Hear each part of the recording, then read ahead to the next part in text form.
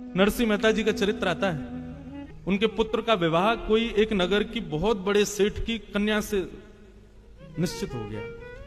मतलब लड़की वाले बड़े खानदान के थे। नरसिंह मेहता साधारण, विवाह पक्का हो गया।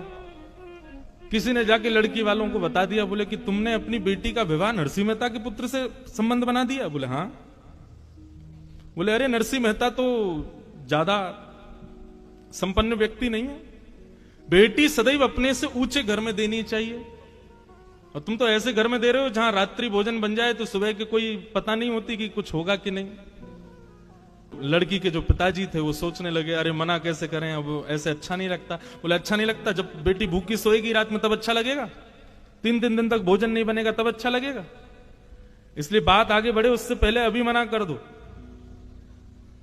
तो बेटी वालों ने मना तो नहीं किया, लेकिन एक पत्र लिख करके भेजा, और उस पत्र में यह लिखा कि आप जो बारात लेकर आओ उस बारात के साज सज्जे कैसे होने चाहिए।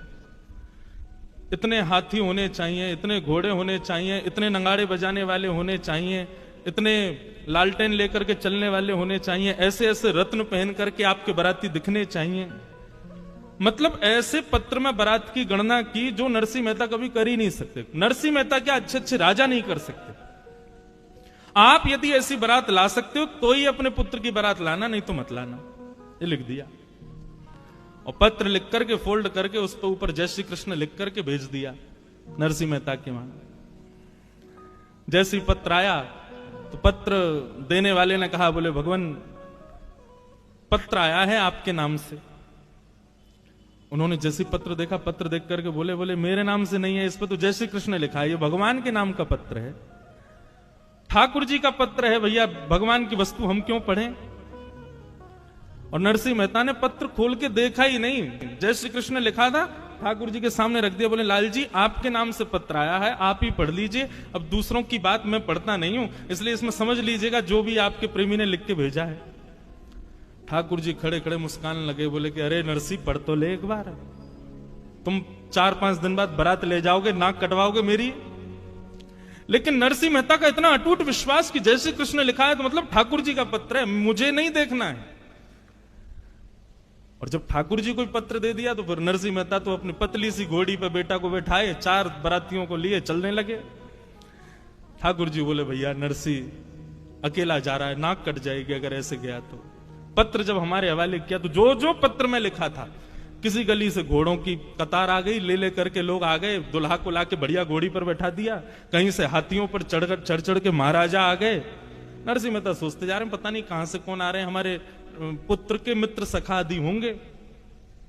देखते ही देखते ऐसी बारात हो गई, ऐसी बारात हो गई, 33 कोटि देवता बारात में आ गए।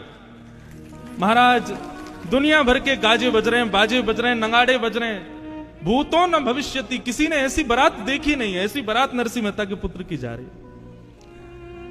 उस नगर में हल्ला हुआ, बोले तुम्हारी बेटी के लिए जिस वर्ष से ब्याह होना वो बारात पर लेकर के आ रहा है अपनी बारात। बोले कैसी बारात है। बोले ऐसे नहीं, ऊपर कहीं पहाड़ी पर चल के देखो, वहां से दिखेगी। ऊपर पहाड़ी पर जाकर के जब देखा तो दूर दूर तक महाराज सोने चांदी हीरे जवाहरातों से लदे हुए बढ़िया बढ़िया महाराजा हाथियों पर बैठे हैं, बीच में घोड़ों पर सुंदर सुंदर नगर सेठ बैठे हैं, आगे एक परम सुंदरी घोड़ी के ऊपर में नरसिंह मेहता का पुत्र बैठा है, और सबसे आगे नगाड़ों के बीच में नृत्य स्वयं द्वारिकाधीश कर रहे हैं और बारात लेकर के जा रहे हैं।